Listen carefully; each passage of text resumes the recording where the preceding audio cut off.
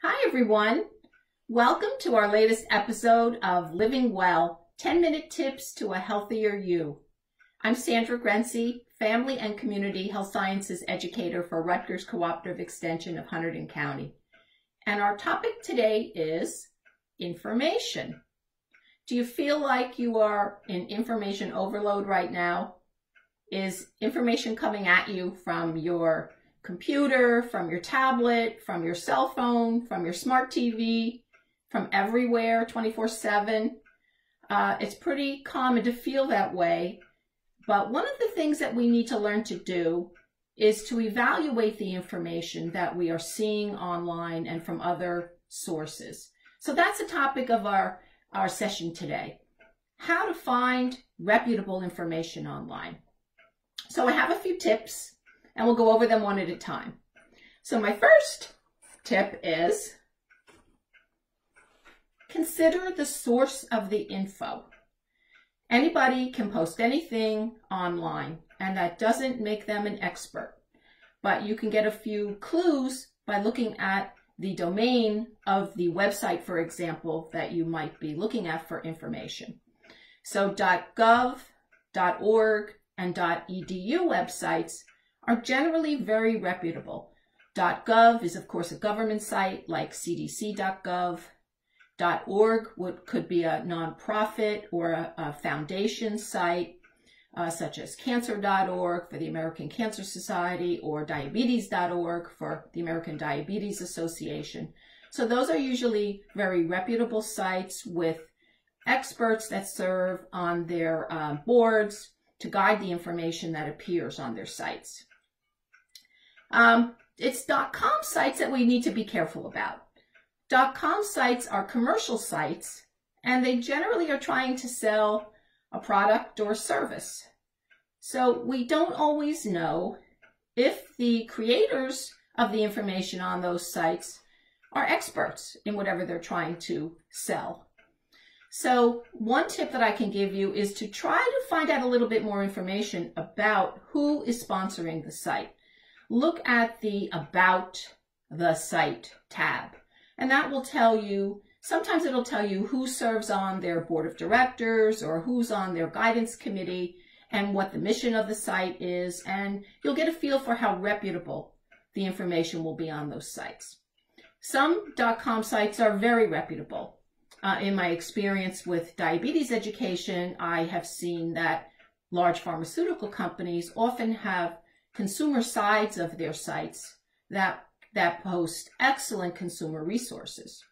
But you just really need to know who's behind the site, what's their expertise, and what are they posting. Next, let's talk about apps for a minute. You probably never think about who's behind the app. So an app is a type of a software that you might have on your phone or on your tablet or on your computer to run some function. It could be a fitness app, it can be a diet app, it can be some other kind of an app. The same rules apply. Take a look at who produces the app. What's their experience? What's their expertise?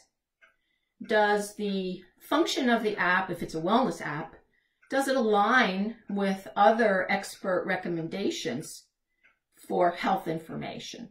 So don't assume that just because somebody has created a really snappy app that it is always based in science. Next, this is a big one.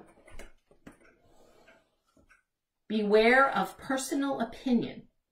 Now, where you run into this is in blogs or in articles that are posted by anonymous or other authors. Remember that a person's personal opinion and their personal experience does not equal benefit for all different kinds of people.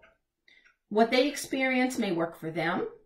It may not really be based on any more than their own personal feelings. It may not be based on any science.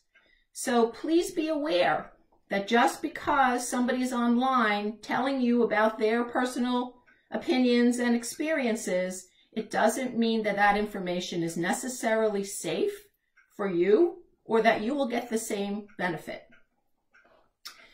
And last but not least, but a really big one, especially when it comes to health information. If you're reading something that sounds just too good to be true, I hate to say it, but it generally is. It should be a red flag whenever you encounter a miracle cure, something that will cure disease with buying some particular supplement, something that goes against what you have heard is mainstream science, or recommendations from other health expert groups. So if you're getting the feeling that you're being sold a miracle cure or a miracle solution, be very suspicious, because it probably is. So those are some simple tips when you're evaluating information online. You can be a detective. You can scrutinize the source of the information, try to get a feel for what's behind it, who's behind it, and how evidence-based it is. So I hope you found those useful. Please join me next week when we will be talking about healthy eating. And the question that we'll be trying to answer is, what exactly is a healthy eating pattern? So join me next week. I promise it won't take more than 10 minutes, and I'll see you then.